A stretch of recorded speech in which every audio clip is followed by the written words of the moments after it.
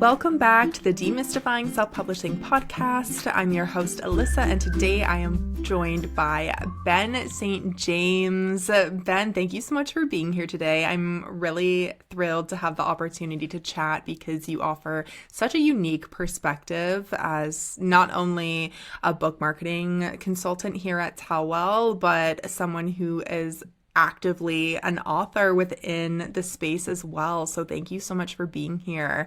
Can you chat a little bit about yourself and just familiarize our audience to get started? Thanks for having me, Alyssa. I'm a North Hollywood-based author. I began my career publishing comics in my high school paper and writing reviews of classic video games on my own website when I was in about grade 10. That got me into publishing independently, but also illustrating and learning how to market online at a very early age.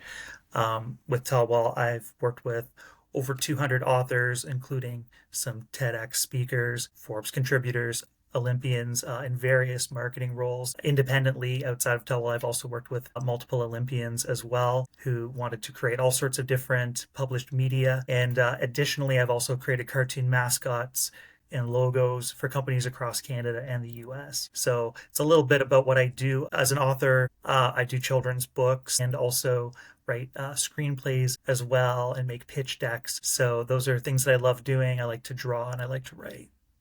That's amazing. I think that one of the things that's so cool about the marketing consultants that we have is they're people who are very much integrated into all sorts of different genres or facets, whether it's internally or outside of the space here at Tellwell. And so learning about kind of your background and your interests and some of the work that you do, both internally and externally, I think is just really cool. And it's always nice to have the opportunity to chat with people through a medium like this, because as you know, we work mostly remotely, and having the chance to really connect and get to know each other too is always really fun and interesting for me. So you said that you had started back in high school and that kind of catapulted your interest in the indie space and really kind of learning from there. Now, was self-publishing really kind of on the scene when you first started, or how have you seen it evolve since beginning? I would say self-publishing, it was basically just blogging, making things online. There wasn't really a term for it. It would have probably been referred to as vanity press back then. Yeah. The space wasn't as evolved as it is now. Traditional publishing, traditional magazines and newspapers were still an opportunity, which was great to be able to be part of those later on after I graduated high school. So it was starting, I suppose, in its infancy through things like blogging, through things like people distributing their own PDFs and things like that. But it really, obviously, it opened up a lot in the last decade. And when we're talking about like blogging and newspapers or online magazines, some of that might be considered as a more quote unquote traditional form of advertising, but it still very much has a place in today's world when it comes to promotional opportunities for indie authors or self-published authors. Can you talk a little bit about some of the service offerings that we work on as a company that include things like pitching to media or press releases and the like? We have a significant number of publicity offerings at Tellwell. We have the media outreach, which we can do a la carte or part of a package. We can't obviously guarantee results, no publicist can, but what we can guarantee is that I've had a significant number of placements, and so have other people on our team, and we work hard to select the best targets so that you can have the best chances of getting a placement and building your brand as an author. With things like press releases, we can guarantee a certain range of results. Those are fantastic for just making you show up in more places. It's one thing to have your website show up on Google or have your Amazon page show up on Google, but to have an article or a press release, things like that are obviously very important for building your reputation. So when people look you up, they'll see that you're in more than one place. Definitely. I think that there is a common misconception, and it seems to be a theme throughout some of the conversations that I've had, even through this podcast, with the idea of marketing and when marketing begins for an author. I think some people think that as soon as they've received, the finished product, that's when they can start the promotional side of things. And other people are very much of the mindset that as soon as you submit your manuscript or you start having those conversations, that you can start telling people about the project that you're working on. Is there an ideal time in your perspective on when the marketing process should begin for an author? I got in a debate with someone on Instagram with this.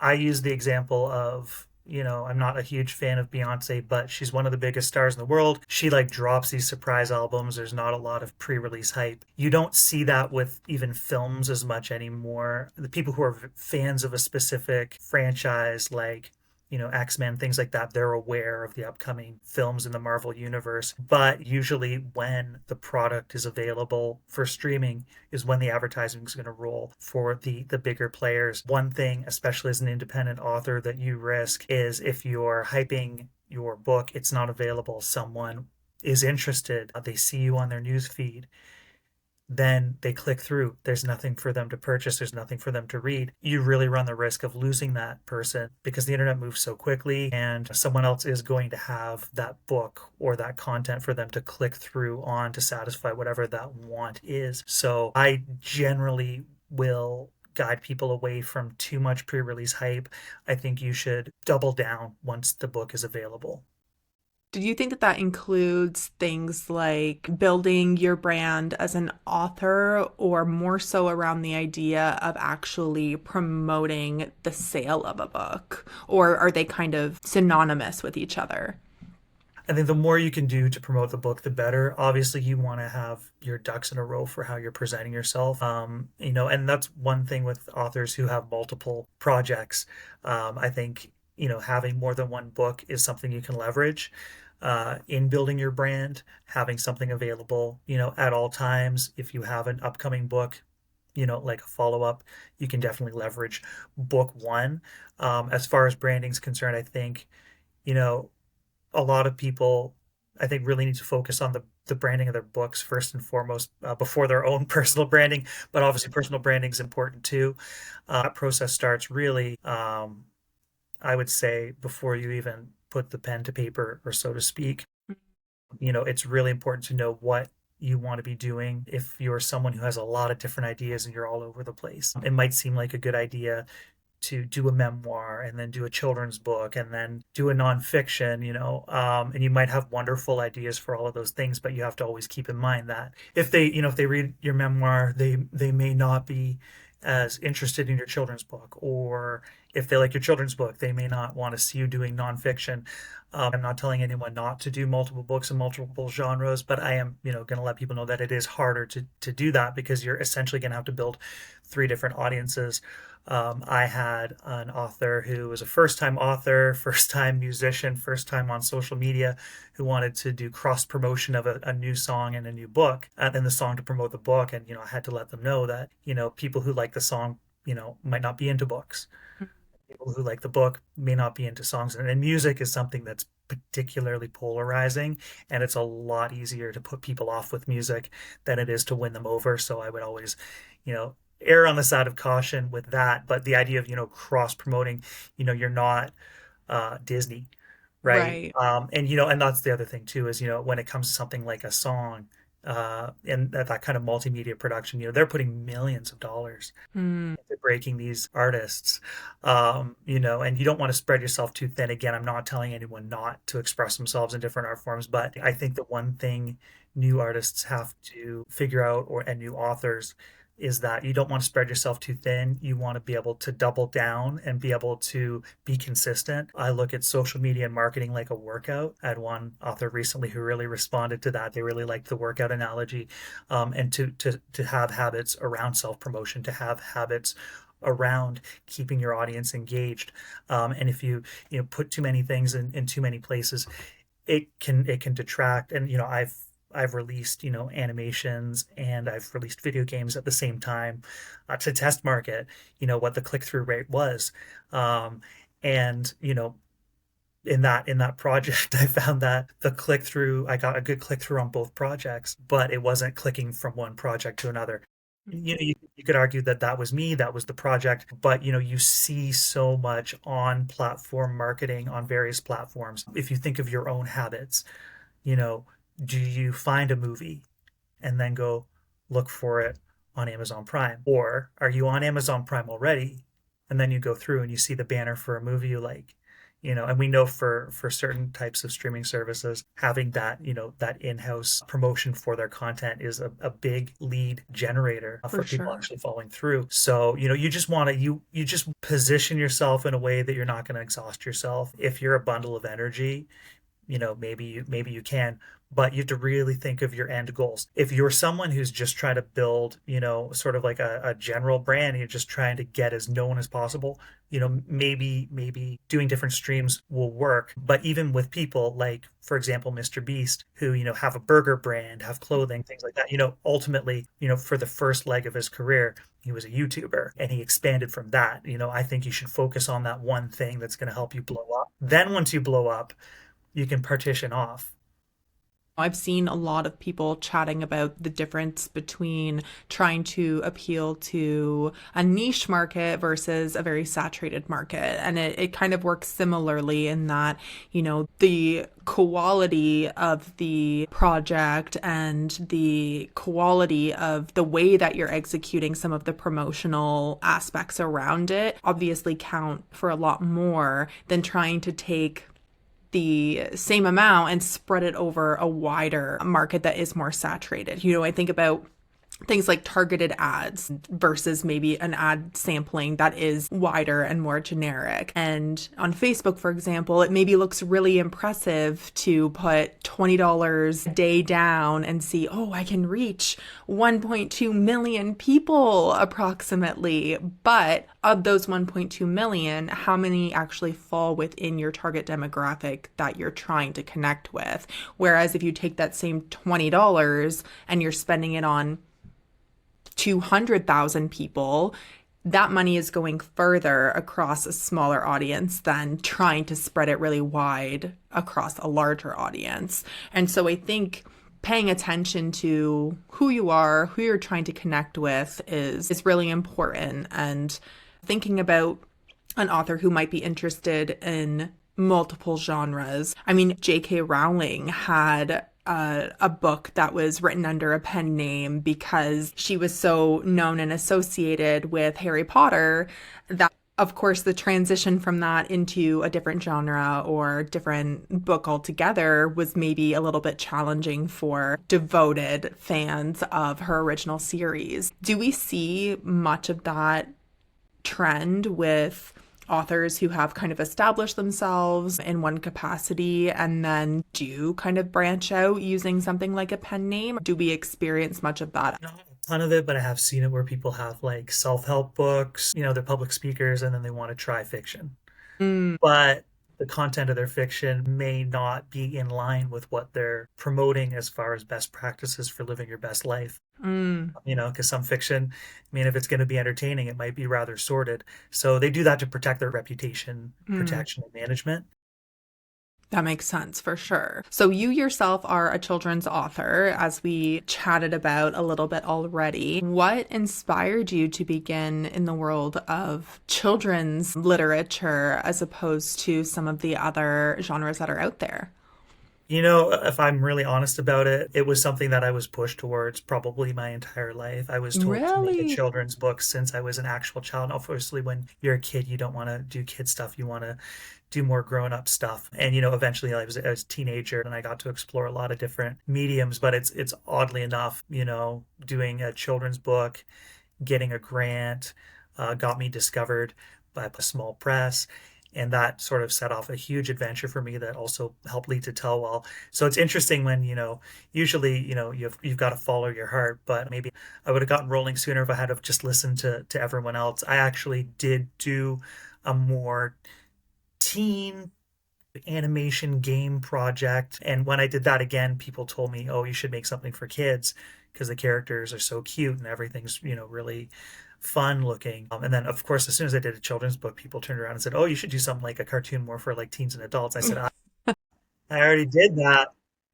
I already did that. So people will always talk, but there was a lot of accessibility for me. I just had all the tools for children's books. And like I said, I had a lot of community support, a lot of friend support, a lot of professional support. And my first four books were uncredited by choice. I could have been credited if I wanted to be credited. I just didn't feel it was on brand for me at the time. I didn't feel like it was something that truly represented me. So I ghost wrote and ghost illustrated for about 4 or 5 books and kind of got to experience the publishing process through that. And then it wasn't until 2024 that I published my first name name brand book, Gaming Pig Power. So I did have a little bit of practice going into it.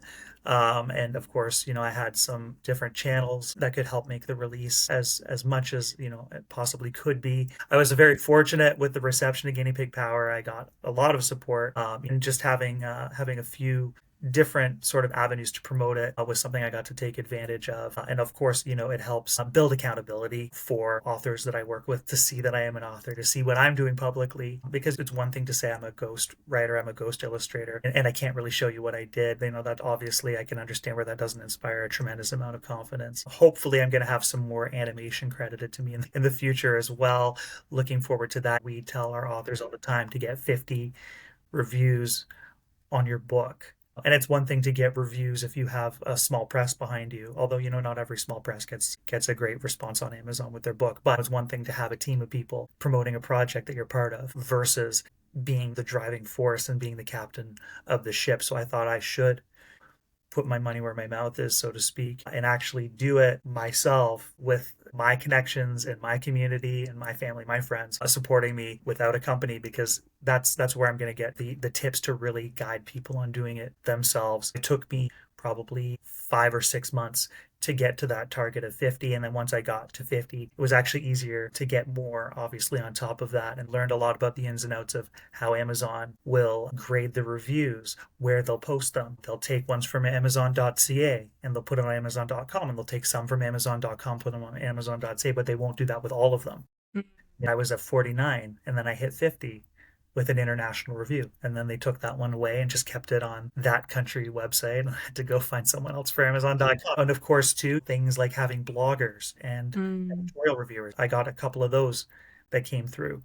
Obviously, it's not a guarantee. Amazon really likes to have customer reviews, but if they have a legitimate copy of the book, if you send them an ebook or promotional copy, you can sometimes get those. Obviously, it's good to see that longer bid, well-defined informational interview, especially with the AI reviews that they're incorporating now, where they'll aggregate information from all of your reviews and then they'll put sort of like a master review at the top. Yes, I have seen that. Yeah, it's great to get those, but you have to kind of put yourself out there to do it. So that's what I always coach people to do.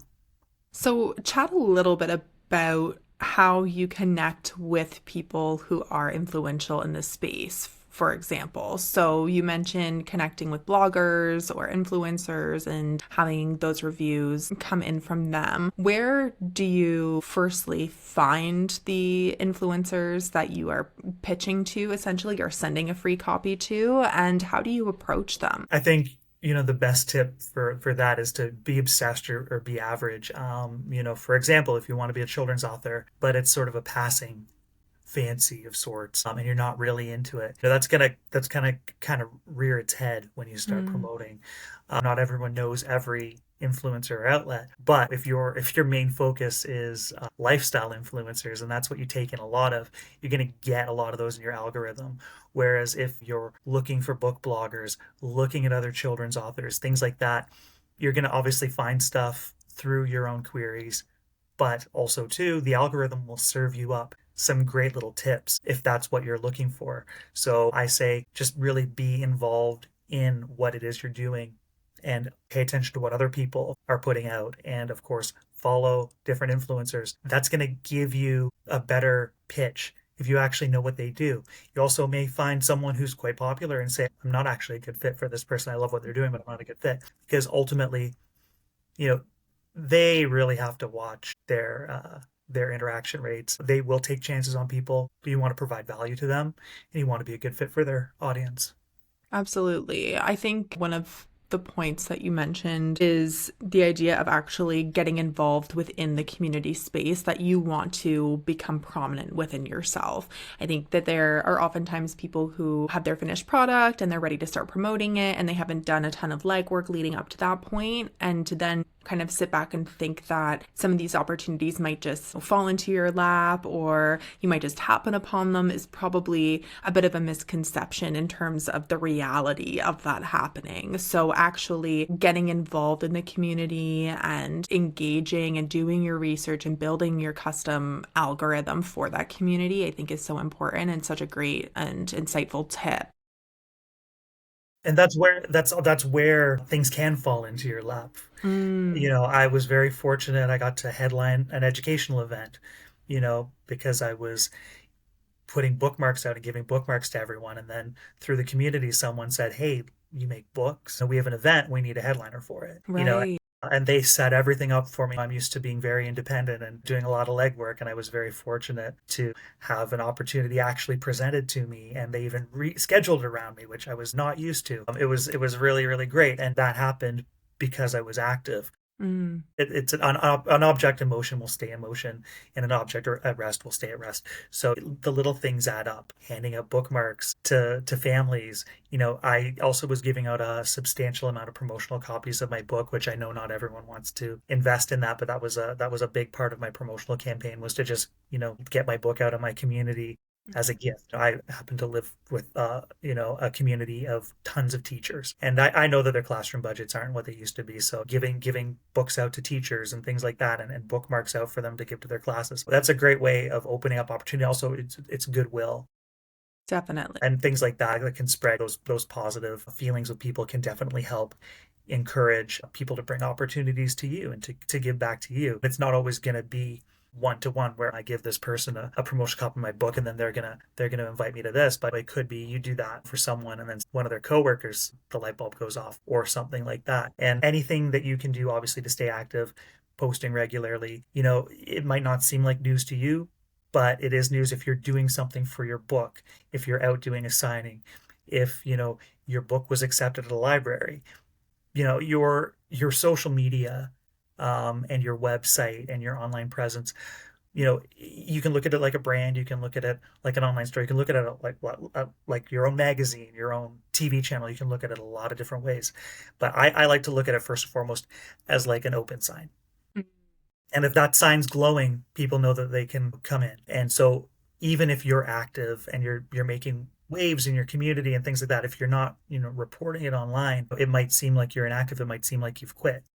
Definitely. I've talked to successful business owners who have that same problem. They haven't posted for years and years and years on social media. They're doing these amazing projects. Part of it's because they're so busy on the projects. And then as soon as they make a few posts, suddenly they start getting, more interest and things like that. It reminds people, hey, we're still in business. We're still at it.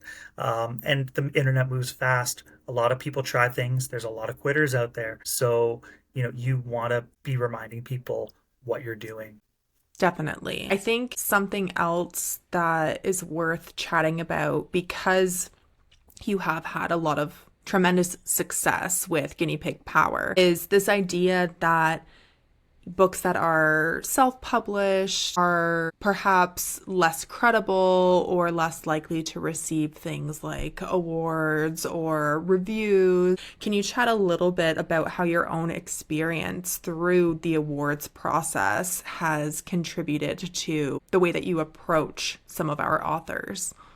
Well, I'd say actually statistically, it might be the traditional published people who are less likely to win awards because they usually will only enter certain types of contests. Mm, And for example, ones that are run by the American Library Association, and they only pick one winner and a few finalists every year. So, when you see those Caldecott Award books, on the shelves, it seems like there's a lot of them. mm-hmm. And they are almost all, to my knowledge, they're 100% traditionally published, PAL published books. They haven't really taken a look at independent authors, at least not very seriously, I don't think, which is fine. But it seems like there's a lot of them because you see them at the bookstore. But like these are books from decades and decades and decades, and these tend to be their mainline products, Mm. that will be sold year after year. So it can be a little bit misleading, because I've spoken with small press and just chatted and met people along my journey, and they say things like, "Oh, we only enter book awards that have no entry fee." Mm. And so that again, like you're going to be limited to that, and of course, more people are going to be entering those. So I think you have to really, you know, keep your eye out for what opportunities are there. There are absolutely opportunities for independent artists to enter award programs that don't have a fee. Especially in specific genres, but then there, the award programs that do have an award fee, I look at it, they've got to process a lot of books. They've got to review each book. Some of them will provide a review. You've got to look at what the value is to you. You've got to look at uh, how you feel about that specific competition. For me personally, I gravitate away from award programs that have the word indie in the title because it doesn't seem as prestigious, unfortunately. Right. And again, I'm not knocking any of those award programs or anyone who's won them or anything like that. But for me, I don't like to be reminded that I've been relegated basically to being an indie artist. And also too, you can find competitions where you're going to go up against trad and small press people, things like Reader's Favorite, the Royal Dragonfly, Purple Dragonfly. They get a lot of different entries, but if you do a really, really good job, you get your ducks in a row, your genre, your category, you can have a pretty good chance of being a winner or a finalist. And you don't have to win every award. Being a Mm. finalist, being shortlisted, these are all things that'll make your book stand out. There's about 1 million independent books coming out every year just on Amazon alone, and that's just one platform. Right. So to have that finalist, to say it's shortlisted, things like that, to elevate yourself and separate yourself from the pack, I think these are things that are very important. Will an award make your book sell more? Not specifically. However, it'll lower the resistance and give people more confidence in your book, and it'll make those sales easier to garner. And I think that's sort of an important distinction to make. A lot of people like, oh, is it going to sell a lot of books for me? Really, you can't really look at it, things like that. You've got to be more strategic. Mm. I was very fortunate with Guinea Pig Power. I got to experience a lot of different award programs, and the reception was, fantastic in 2024. Every award program it was entered in the 2024 calendar year that was judged within that calendar year. I ended up taking home a winning position in each one, which was definitely a goal, but certainly not an expectation. So that was Right. wonderful. It's been more, finalist shortlisted this year for the book. It's coming towards the end of its eligibility period. Mm-hmm. It's not as much of a surprise now. It's been around the block a little bit, but still, it's still nice to get recognized. Obviously, you get used to winning at some point, but you have to remember too, there's so many talented people out there that to get a finalist position, out of hundreds or thousands of books, it's Mm. very, very valuable. You're taking a place a lot of people wanted. So, you can't just look at it as you lost if you didn't get gold, which I think is the attitude a lot of people have. So you've got to kind of keep more of an open mind. And again, sometimes with the more prestigious competitions, your chances of winning are a lot lower. But if you can get Right. shortlisted, it's one thing, to win, second place in a smaller category in a smaller award program, but to be, shortlisted in a larger, more prestigious one, you got to kind of keep track of what it means. And again, if you really love that competition, you really respect their brand, then it'll be worth it. I don't think people should feel like they have to be winners. It's okay to have a book that speaks for itself, but again, there's other things you can do to separate yourself from the pack. Obviously, there's a lot of people on social media, so when you're creating stuff for social media, any kind of content, how is this going to stand out? How is this going to be valuable to people? Sort of gone are the days with people pretending to be celebrities and acting like celebrities. People do expect some sort of value, expect Mm. you to bring something to the table nowadays, whether it's advice, um, you know, whether it's content that's really enriching to them. And these are things that are going to help you stand out. Yeah. Now, You have, as you mentioned, written several books that you had like a ghostwriter title on, or you didn't necessarily take credit for from the illustration perspective. So you've been at this for a number of years when it comes to being within the book publishing industry as an author. What lessons have you learned through that process that allow for you to now shape the advice that you provide to authors who come looking for book marketing consultations? Yeah. There's different things authors are going to come to me for. Mm, And I do draw very heavily from my experience, not just as an author or in the publishing industry for books, but also from publishing for other types of media. mm, I do have a background with a little bit of broadcast media as well, radio and TV and things like that. So I borrow from whatever's relevant to the author. If they're very interested in media placements, I can talk about my media adventures and how that went. If it's someone who specifically, wants to really focus on social media, obviously I've been on social media since 2006, so I'm pretty confident about coaching people on various platforms. So it really it is, an amalgamation of what I've learned. I think it's very lofty to read something in a textbook and then to instruct people from that. And I believe in marketing mm. and social media. You get a lot of people who learned it in class, learned it in a textbook. They know the fundamentals, but they haven't really experienced it. Right. Uh, They haven't had the right. opportunity to apply it in the real world. Um, there's certain contractors when I hire out for things. And in certain types of media, I specifically gravitated away from people who had degrees in that field to people who were self-taught, and I got better results. And people were saying, "Well, how do you get such a great result in that project? Who's this person you're working with? Where did you find them? You know, what school do they go to?" I say they didn't go to school at all, and I found them on the internet. So I think you have to really, not just you know trust me for my experience, but just when you're looking for role models, when you're looking for collaborators and things like that, you want to look at people where the proof is in the pudding. And I think that's really, really important. And some people may have, I do have a degree now, but 90% of what I learned and executed prior to getting a degree. And the degree just made those skills more sellable within the constructs of our current society. But Right. you really, really want to, look, see what people who are actually out there doing it are doing. You want to learn from the pros, not just the people who have the paperwork to back it up. I think in creative fields, it's so important to look at your portfolio, look at other people's portfolios. And Tellwell is a fantastic portfolio. Some of the authors that we worked with are incredible. If people go through and they get the full service and they're a first time author, they can get pretty darn close to what a traditional publishing experience is like as far as Mhm. editing, cover design, things like that. And as their journey as an author progresses, maybe they won't need so many services from us and they'll just hire us for the things that they have blind spots at, like cover design, things like that. Obviously, we're happy to serve people everything on the menu or a la carte, and whatever their needs are. And I think looking at what is actually being put out by companies, by creators, that's so important for your research process, for your learning process. Learning from your peers, it's very, very effective. It's not necessarily a zero sum game, especially if you're learning from someone who's in a slightly different or very different genre. You can still pick up tips from them. I don't have all the answers, but I will share directly from my experience. And I'll always, always encourage people to find other people whose experiences they can learn from. Definitely. And are there specific marketing tactics or strategies or methods that you think are worth investing in if an author has a smaller budget? Where should they begin in that marketing investment?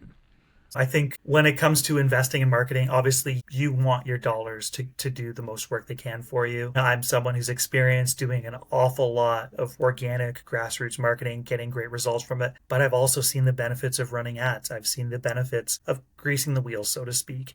There's going to be times where you got to do that for sure with things like reviews. It can be very, very hard to get your first book review. Like I said, I Guinea Pig Power was actually more like my fifth or sixth book. And it was one of the ones that ended up getting to be the most reviewed. It was slow at first. And I sped things up by sending it for editorial reviews from people who did charge a fee for that. And then once I got those reviews, I started getting some more earned reviews and things like that. like I said, an object in motion stays in motion. I always tell authors, people who have, more reviews tend to get more reviews. People who have more press tend to get more press. People who have more exposure on social media tend to get more on social media. It definitely adds and snowballs and things like that. So if you're weak in one area, you can absolutely hire someone and kind of build up that blind spot.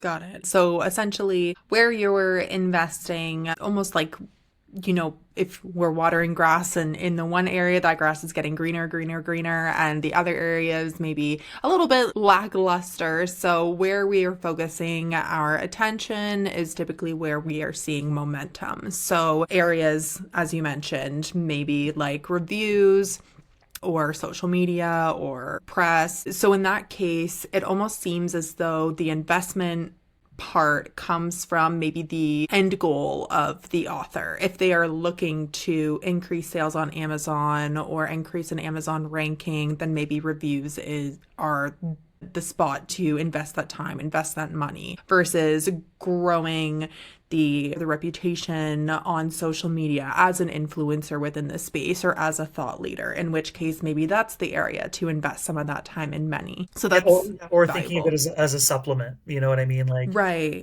if you've got like a weak area, you can just supplement it by, hiring out for that service. A lot of our authors don't do graphic design. Right. They like to Right. write, and that's the thing, is that we live in an age now where people are almost guilt tripped for not being everything all at once, which I don't think it's fair. No. I Yeah. really believe I've seen more success for myself the more specialized I've become. There's old songs about it from the 50s and 60s about how good it is to be specialized. Everyone's going to come to you if you're specialized. This is something that I don't think we talk about enough, but it's hard to be specialized if everyone has to be a generalist, right? And that's unfortunately a symptom of living in this very media rich era where everyone's got to at least dip their toes in marketing to some degree, Right. if not become an expert at it. Right. Hiring out for things like that can be very, very handy. Also, getting coaching so that you can be more efficient at it, and benefit from the knowledge someone else has. It's okay to supplement, and it's more than okay to double down on an area where you're seeing a lot of success. If you're running ads and you're seeing success with your ads, some books do really well with ads, some books don't. You know what I mean? If your book does well with ads, you're very lucky. Yeah. Double down there. And then, yeah, you can supplement other ways, because you do obviously want to focus your time on, what's getting you the most results. Not everyone's going to be an expert at everything. Right. Even if there is that pressure to, I very much stand by our services. And the pricing, it's more than fair. If anyone's ever looked at hiring a publicity firm, you can be talking 5 digits pretty easily. Right. So, we're not near that, and we actually guarantee results within certain activities. Whereas if you hire, a $10,000 a month publicist, they don't actually guarantee anything, which is part and parcel of the business. But it is nice, if you're spending money, to know that you're going to get something out of it. I think that's a fair expectation. Definitely. Knowing that ROI, I think, can be a challenge within marketing because some things are much more measurable than others. And so having that expectation going in that there is going to be a measurable result or return on investment, I think is fabulous with some of those service offerings that we do have. And I think it's interesting when we talk about the idea that it is very much okay to not want to do a specific thing pertaining to your book. It's okay if you don't have the time, don't have the skill set, don't have the passion for marketing. You don't have to love every aspect of being an author. And I think that it shows very much when you are just not into it, when you're not able to give it your all. And similarly, it shows when you have made those investments and it is executed well. So the age-old adage, I think, is jack of all trades, a master of none. And it's okay to step back and say, I don't have the capacity to take on all of these things. I've written my book and now I need the additional support and I need to supplement some of these things that are going to help get my book in the position that I want it to be in. Absolutely. And, a lot of people are like, is it going to lead to sales? Is it going to lead to sales? Some of our campaigns have been really, there's one campaign I'm thinking of recently that was quite profitable for the author, which is fantastic. But, in some authors' cases, if their book is really niche or if, they are just getting started out, getting in the media, having reviews, being interviewed, things like that you're going to need to build your reputation. It's going to position you for opportunities. So it's like if you go through these marketing services, they can absolutely lead to sales and to opportunities directly. However, even if they don't, that doesn't mean there's no value in it.